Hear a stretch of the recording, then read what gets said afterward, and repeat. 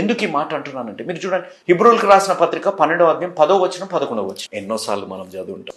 కానీ ఒక ఫాదర్ యాంగిల్లో గమనించండి, అది మన మేలు కొరకే, మన మేలు కొరకే అనేది మనం మర్చిపోతుంటాం. ఆయన మనల్ని శిక్షించేది, తెలుగులో శిక్షించేది అని ఉంది, ఇంగ్లీష్లో డిసిప్లిన్, బైబిల్లో డిసిప్లిన్. ఆయన మనల్ని ప్రేమిస్తున్నారు.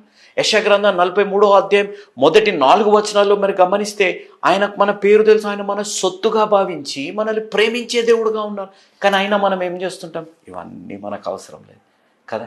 ఆయన కోరుకునేది, ఆయన పడ్డ కష్టాలలో మనం పడకూడదని, ఆయన ఎదుర్కొన్న శోధనలలో మనం ఎదుర్కోకూడదని, ఆయన ఎదుర్కొన్న శోధనలలో ఆయన నిలబడ్డారు, మనం నిలబడలేమేమో అని. అందుకే వద్దంటుంటారు. మనం ఒక సాక్ష్యం కలిగిన జీవితాన్ని జీవించాలని ఆయన కోరుకుంటారు.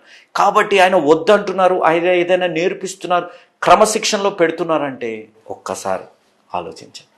ఈ వీడియోని చూడండి. ఈ వీడియోలో తండ్రి చిన్న పాపకి నేర్పిస్తున్నారు. ఏమని?